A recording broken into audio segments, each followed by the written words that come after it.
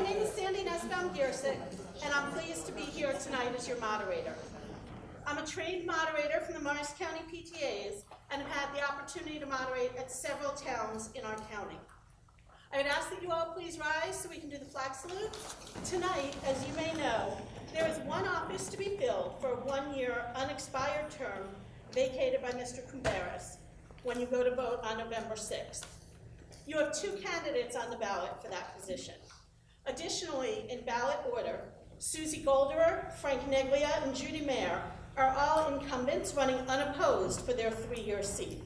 All of these positions are elected volunteers. They receive no salary or compensation of any kind. Tonight is to learn about the background and viewpoints of our candidates. It's not to debate among the candidates or for the audience to debate with our candidates. Our format will be as follows. Each candidate will have 3 minutes in which to share an opening statement. They were asked to include the following information. How many board meetings have you attended? Do you have children in the school district? Do you have relatives working for this or any other school district? And do you have a personal affiliation with any union that would preclude you from doing any voting? We have a timekeeper at the front that will signal them when they are 2.5 minutes in, and then another card when they have hit their 3-minute limit. Once the red card is held up, they may finish that sentence only. After both of our candidates have done their opening statement, they will get an additional minute if they would like to say more. We then have general questions that I will pose to each of them, rotating who is first for each question. They will have 2 minutes to respond to each of those questions. When all the questions that the audience has provided are complete, each candidate will have 2 minutes for a summation closing remark. Opening statements are being presented based on ballot order. Their summations will be done in reverse. We'll begin with tonight's opening statement with Mr. Chaco. All right, thanks again, Sandy. And good evening, ladies and gentlemen. I want to extend my appreciation and thanks to the Park Troy Council of PTAs for sponsoring this event and to Sandy for again moderating. This is my 10th year as a Board of Education member. It's been an honor and a privilege to serve the community. First, if I may tell you a little bit about my family and myself. My daughter Stephanie is a graduate of CCM. She's working full-time and pursuing her bachelor's degree. My son AJ is a senior at Parsippany Hills. His passion is music, and he will be pursuing music as his career, and I'm very proud of both of them. My lovely wife Nancy is out there somewhere. Hello, dear. And she's a paraprofessional at Intervale School. I'm Human Resources Director for an international shipping company, and we've lived in Parsippany for almost 20 years. I'm not affiliated with any union and have attended all but 2 board meetings.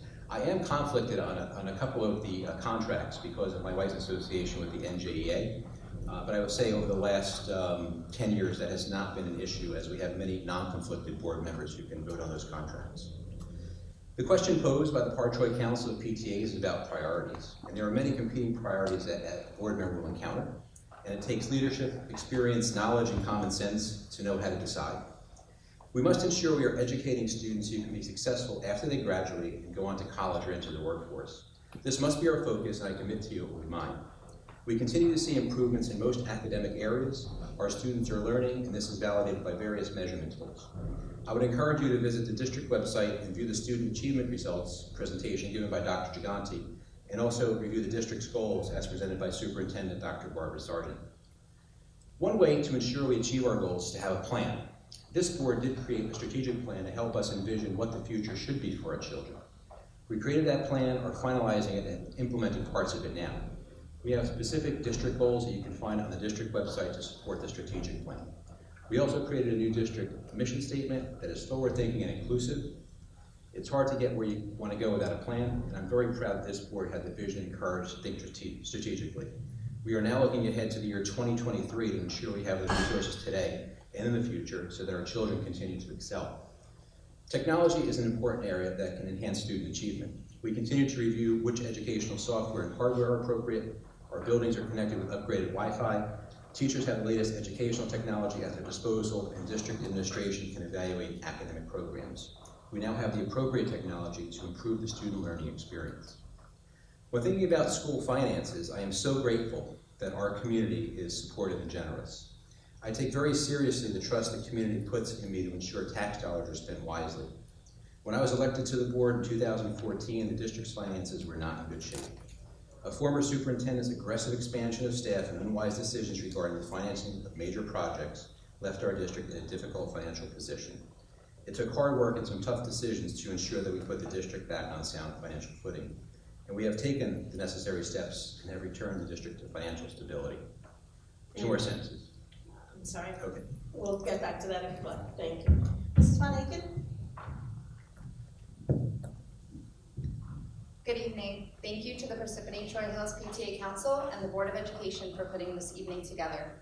Welcome to fellow parents, friends, and neighbors, and Mr. Chaffo for being in attendance tonight.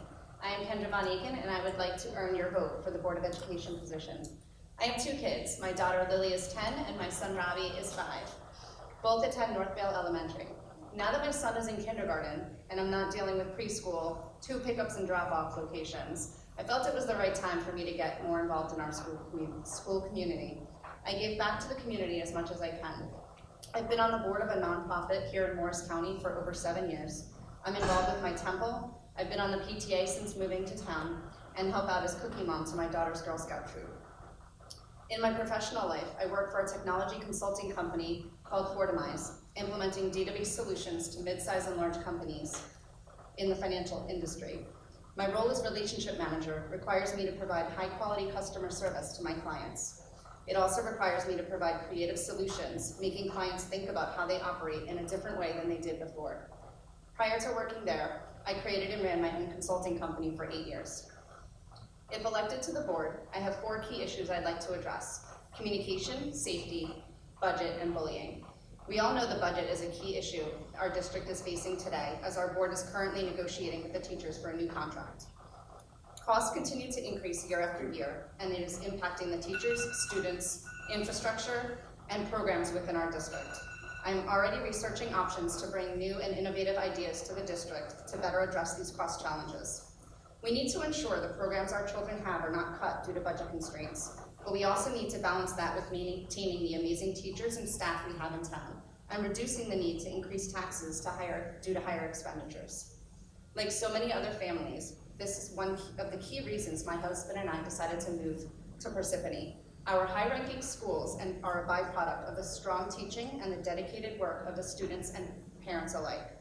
With almost 65% of our property tax dollars going to the education budget, we must work hard to make sure the money is spent wisely and that our taxpayers feel they're getting value out of living here. To answer the 3 key questions, I have attended about 15 to 20 board meetings since January of this year, which is almost all the meetings held, now that both of my children have reached school age. As I stated before, I have 2 kids who are currently attending Northvale Elementary. I do not have any relatives working in our district, but I do have a sister-in-law who's a teacher in another district, and I do not have any affiliations with any unions. Thank you. Thank you. Mr. Chapo, would you like 1 more minute? I wouldn't even need that, Sandy. I just wanted to finish my thought. Just on to go back to the financial question, it's important, as we know, to manage our budget. As Kendra rightly said, about 65–66% of our property taxes go to fund public education in Jersey. That doesn't mean that 65% of what we pay comes back to Parsippany. 65% of what we pay is collected and goes to Trenton, who reapportions a very small amount back to us. So that's why it's critically important that we not only manage our local budgets, but we also pressure the state to fund school districts like Parsippany more wisely, because right now we're definitely underfunded. And just to close out, I respectfully ask for your support on November 7th, sorry.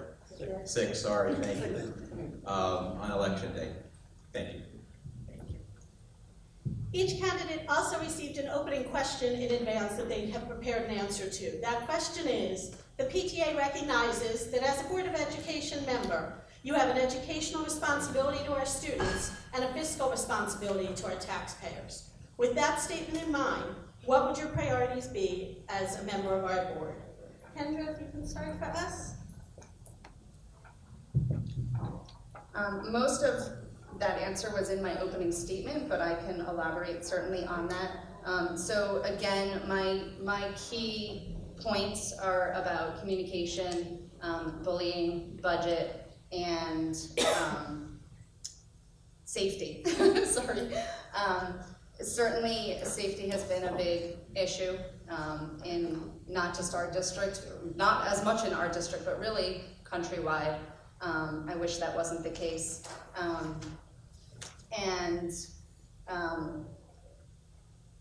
It caused difficulties with finances. You know, we didn't have SROs 3-4 years ago, and those certainly weren't planned for in the budget, along with other safety measures that we've had to make in order to keep our children safe, and the teachers as well. So with that, there's obviously a fiscal concern and fiscal responsibility we have to make to balance safety with financing that safety.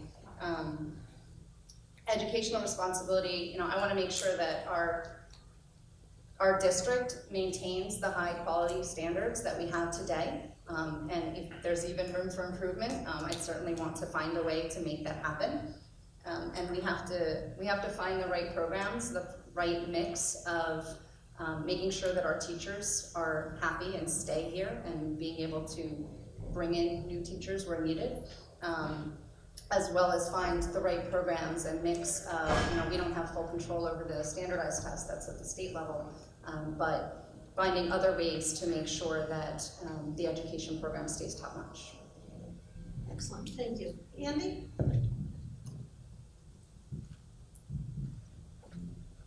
Safety has to be our #1 priority.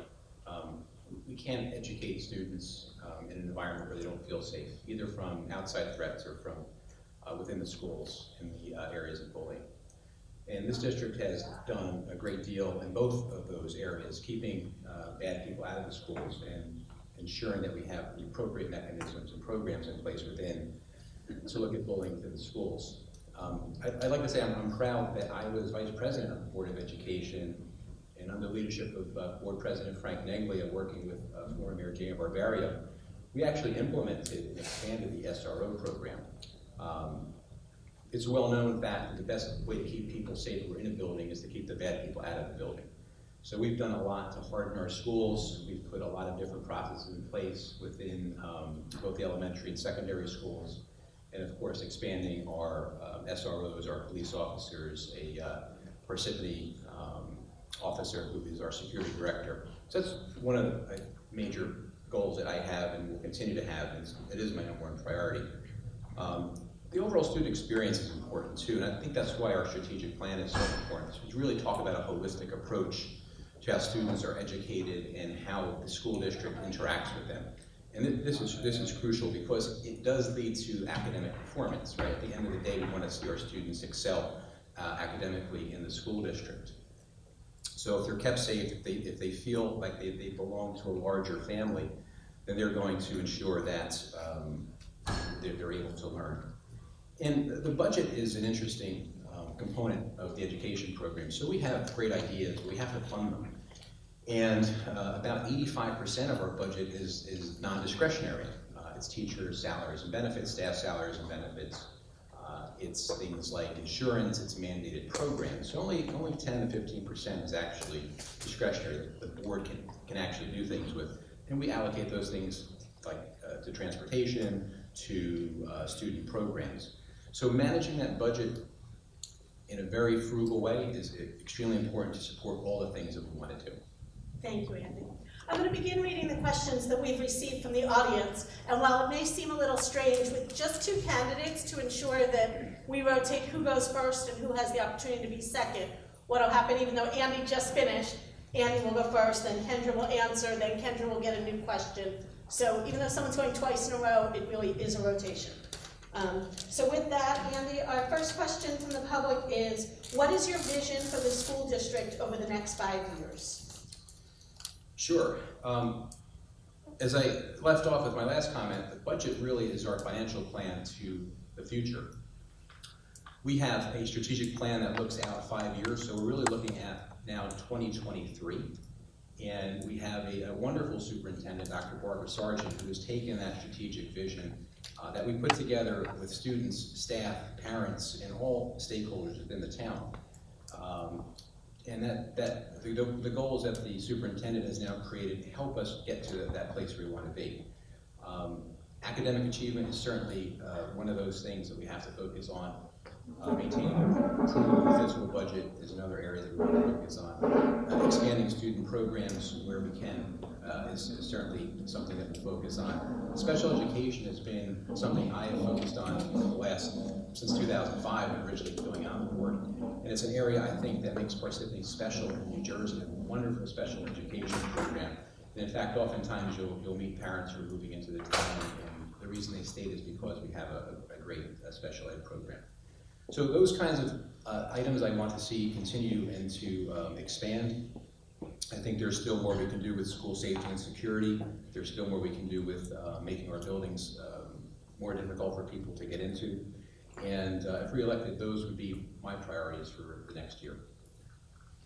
Thank you, Andy. Obviously, you haven't gotten these questions in advance, and so while I won't repeat them every time, if either of you would like them repeated, please don't hesitate to ask. Kendra?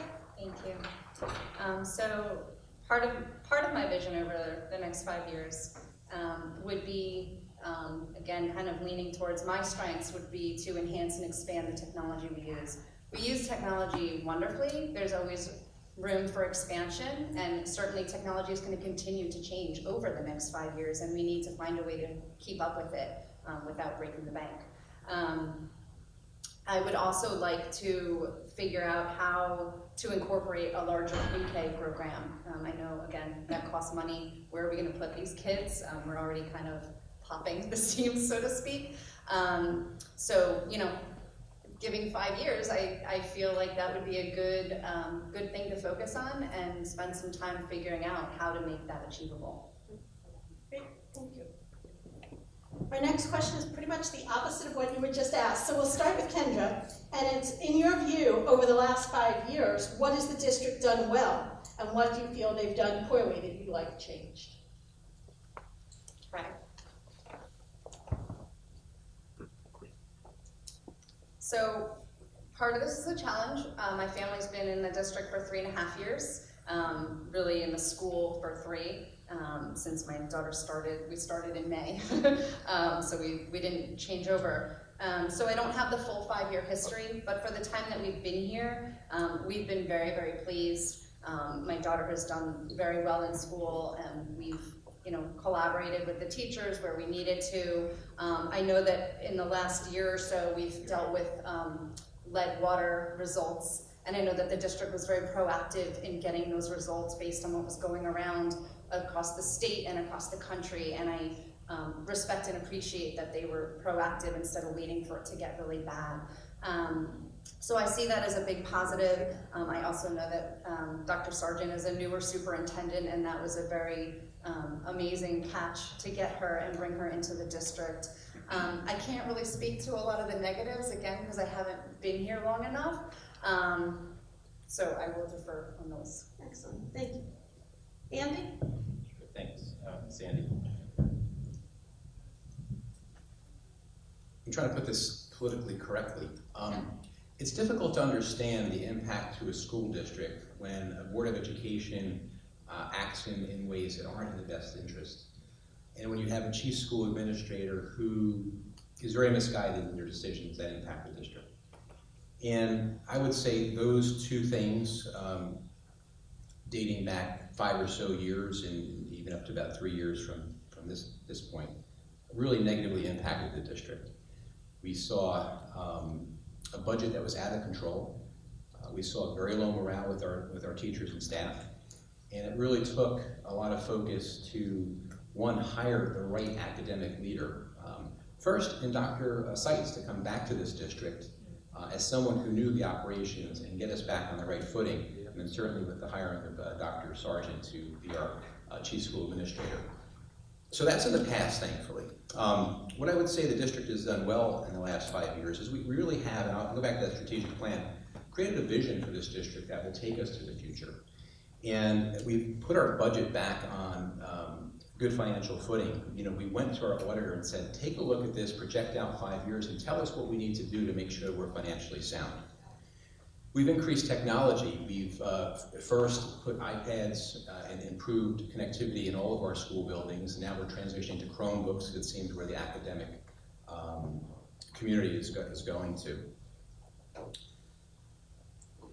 And school security. Again, I think we were somewhat late to increase our school security. I think we've done a lot over the last 2 or 3 years, again with Board President Frank Neglia, Governor James Barbario.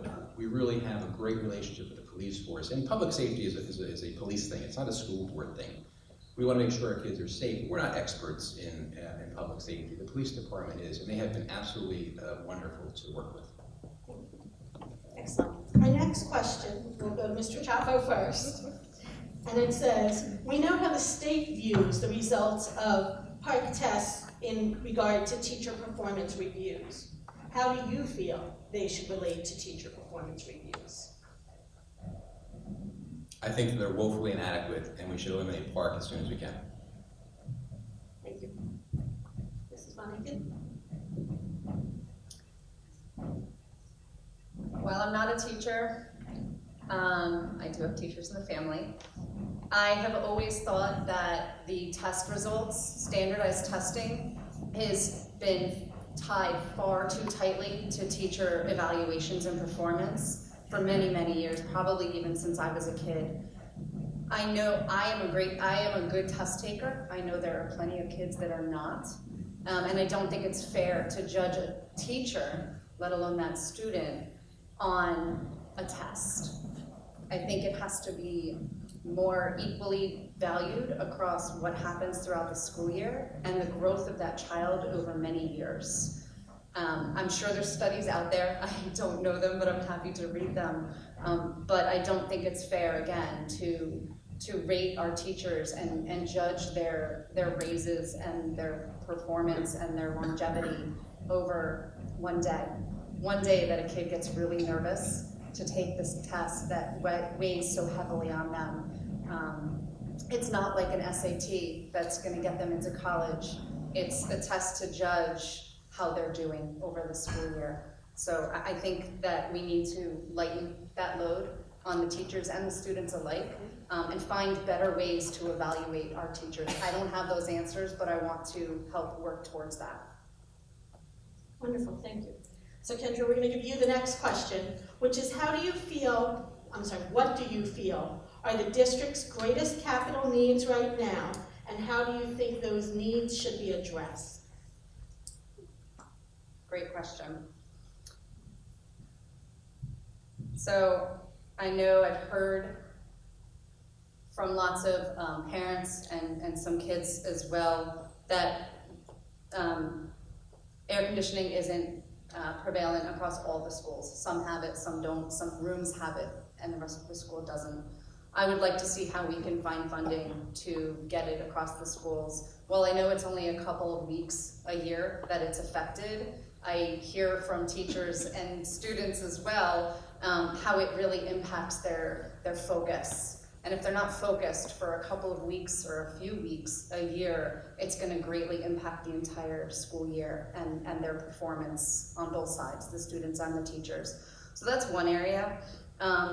A bigger area that's going to cost a lot more money that I'd like to figure out what we can do about is how we maintain and expand our existing 14 schools. They were built many, many years ago.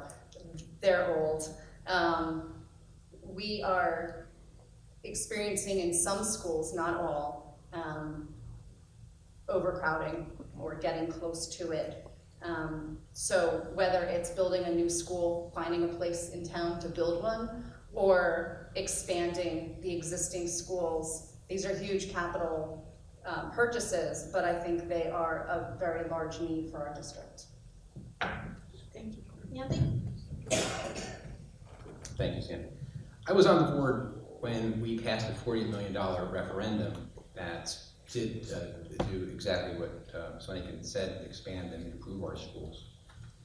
And we certainly have made great strides to that, but as she rightly mentions, this is an old district. The buildings are very old. Many of them date back to the 1960s. I think we were saying this building was built in the 1950s. So they all require a lot of tender, loving care. Enrollment in the district is actually down. We're down to about 7,200 students. We were a lot higher than that just a few years ago, close to 7,500.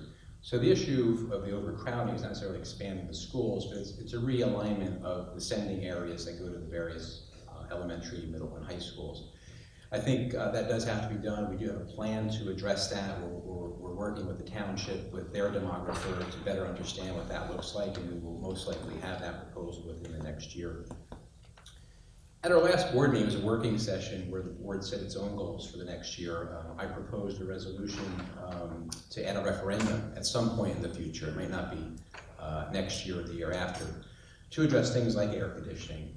We still have buildings like this one that are, for the most part, not air conditioned. We always have major roofing products going on. These roofs are very old. They're flat, so they don't repel water all that often, so we often have those. We have, it's been reported, mercury in some of our gym floors, and while it's not dangerous, I would like to see those floors replaced over the next couple of years so we have new gym floors that do not contain mercury. And school security. Again, we've done a lot in that area, but we can do more. We can do more to harden our buildings with double entry doors, with bulletproof glass, and those kinds of things. So that's where I would like to see. Excellent, thank you. My next question, which we'll start with Mr. Chapo. To what degree are students in this district on track with post-secondary readiness, and how do you know how is that information tracked? We send about 98% of our graduates to a 2-year or 4-year school. We don't, and nor do many districts, track their performance after they leave Parsippany. It's just about impossible to find a mechanism that does that. But I can say, based on our academic achievement, based on our rankings in our district factor group, or DFG, it's how we measure ourselves against other districts within the state. We always rank very highly, and we always send a high percentage of our students out to colleges and universities after they leave our school. So I'd say, as a measurement of how we're doing, I think that speaks very highly to the performance of our students, to the performance of our teachers and staff, to really ensure that our students are ready for colleges, or the smaller percent that actually go into the career world. So I rate us very highly in that. Excellent, thank you. Kendra? I'm not sure I have much different to say on that. Again, this is somewhat new to me. My children are younger, so I don't have that high school experience. But again, as Mr. Chapo said, based on the results that we do know, we know about 96 to 98% of our high school students are attending a college, whether it's 2 or 4 years, and that is fantastic. So I'd say we are on track for readiness, but there's obviously more that goes into readiness. Grades are one thing, getting into a college is another. Are they ready for the experience of what college is going to provide for them? That I can't answer, I don't know, but I'd like to find out. Excellent, thank you. Kendra, the next question will go to you. With changes in our society, how do we protect our children from the influx of legal drugs into a community? Legal.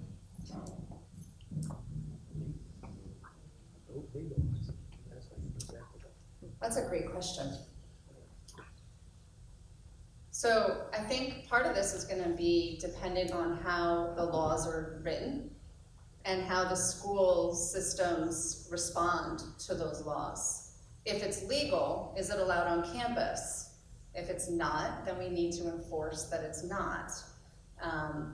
If it is, we need to be prepared, probably coordinate with the police department on the effects, on the responses, and what to expect. I would imagine that's going to provide additional training for the teachers, but I would assume that it would not be legal on campus, but I don't know. But we'll go with that for now.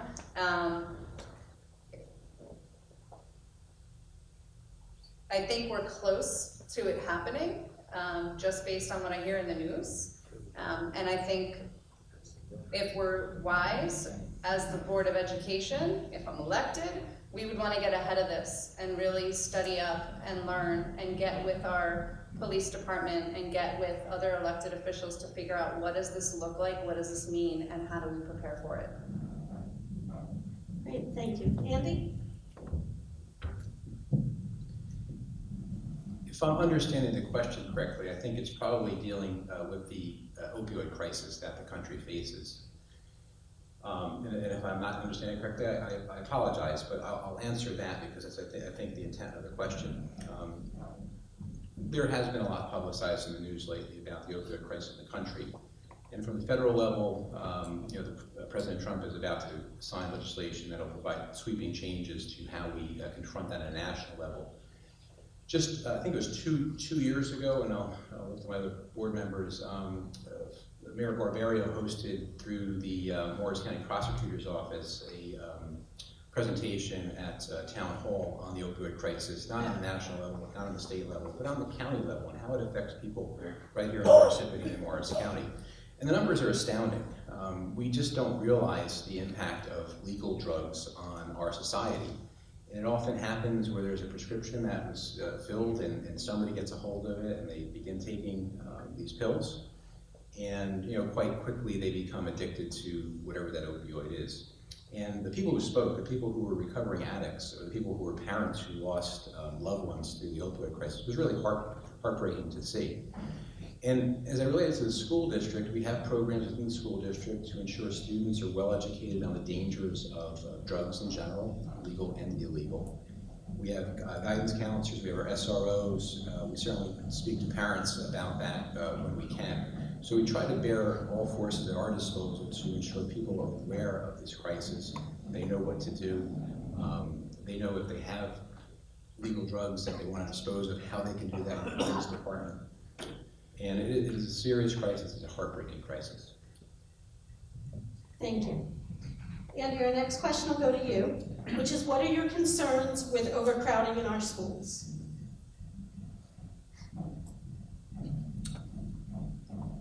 As I mentioned in the previous answer, our enrollment is actually down from where it was, and the schools certainly haven't shrunk, so we should have ample space.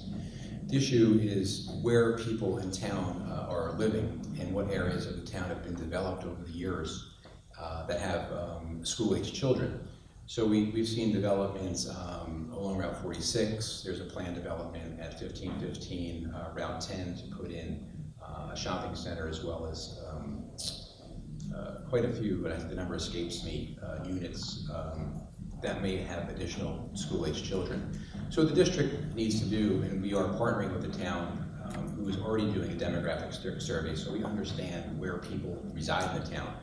Once we have that completed, we can understand where we have pockets of overcrowding in our schools. We know some schools are bursting at the seams, some schools have extra capacity.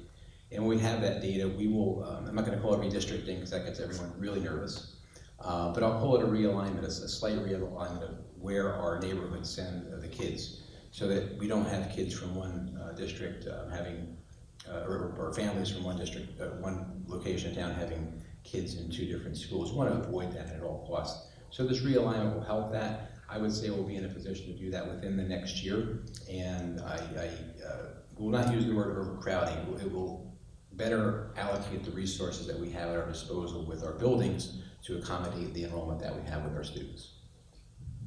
Thank you. Kendra? So as I said before, I've heard from some parents and some students that this is an issue, and as Mr. Chaffo said, it's not in every school. It's in certain areas where the population has exploded faster than others. We see this with kindergarten. My son is in kindergarten this year, and the day that you could register your kids for kindergarten, I was very fortunate because my daughter's in 5th grade, so we were grandfathered in and we were guaranteed a spot for my son. But Northvale only takes 50, the first 50, and it's really first come, first serve. There were parents lined up outside of Northvale before the bell rang. I happened to be there to pick up my daughter. And it's sad to me. I wish we didn't have to have it that way. And then I learned this year through my sister-in-law and others that I know that go to Troy Hills, which is where the overflow for Northvale goes, that they are expanding to 3 kindergarten classrooms this year instead of 2 because of the overflow in their own population. So it's an issue not just from school to school, but it's even just at the kindergarten level that we're seeing this being impacted and seeing it through other grades as well.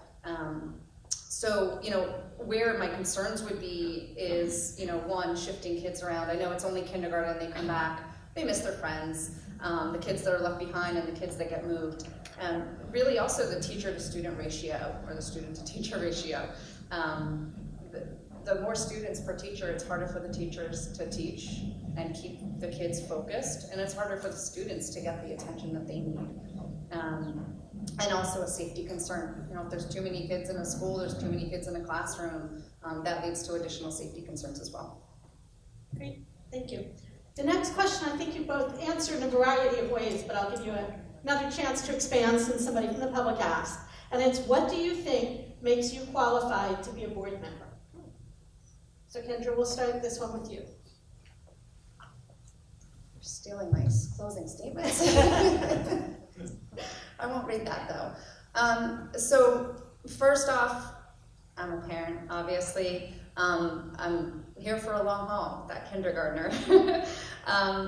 But seriously, I've been in the business world for 20 years. I'm involved in the technology, the finance, and the business side, which I think brings a lot of positive skills to the table.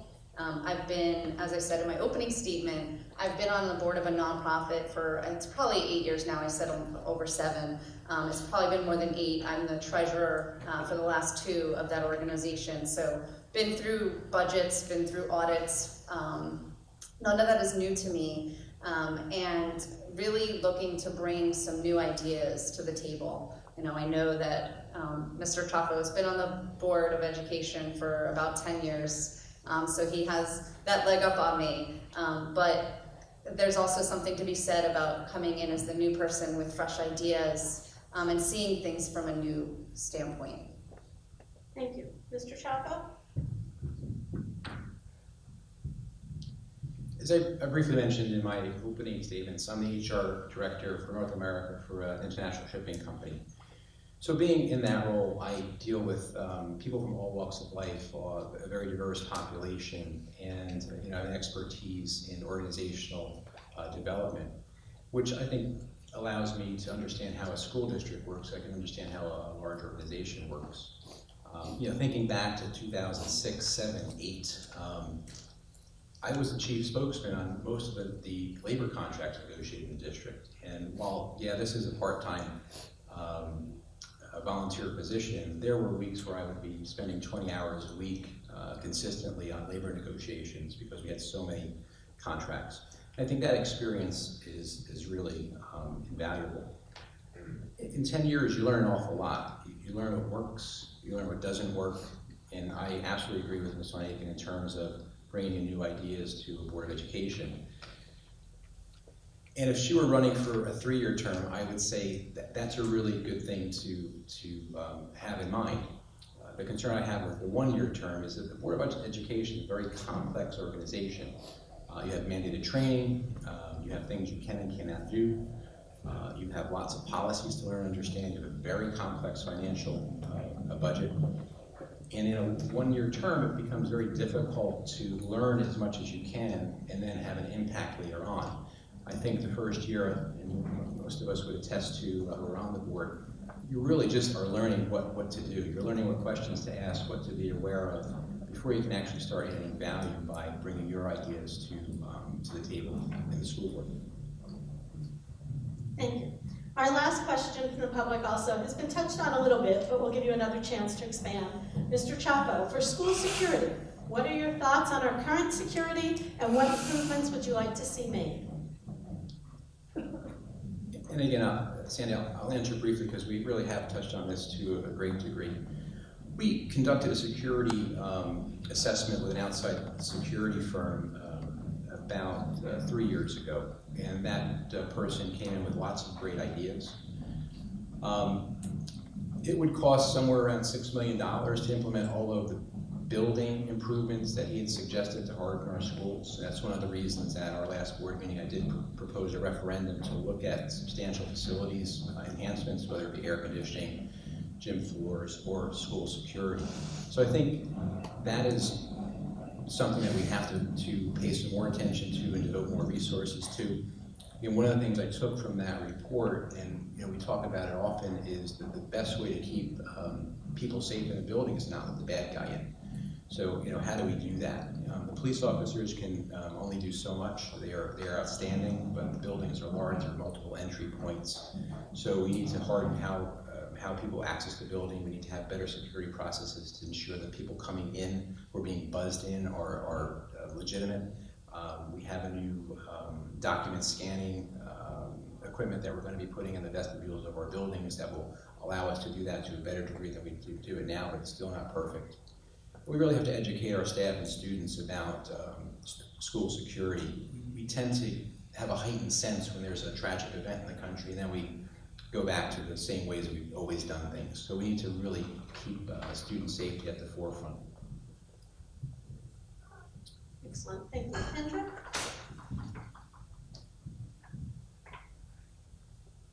So I know that, as Mr. Chapo said, this past year there's been some new measures put in place. I'm not familiar with all of them. I know that there were some door replacements.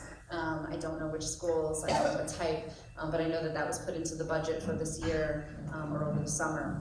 And I know that there's machines either inside or outside some of the schools or all of the schools. I know the one at Northville I don't think is operational just yet. One of the ways that I can see improvements, and I'm happy with those machines being there.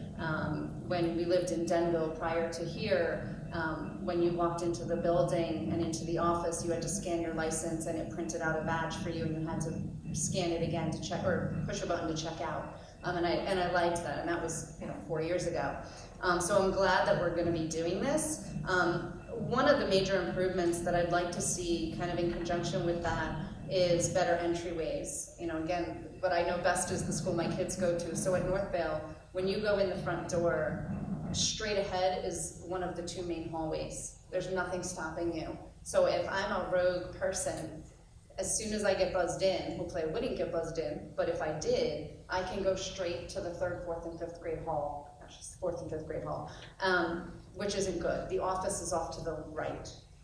So somehow finding a better way to have kind of a secondary door inside the building that stops you from going in and makes somebody from the office. Challenge with that is, I know a year or 2 ago there were budget cuts, and right now our main office has 1 full-time secretary and 1 part-time secretary, and then the principal.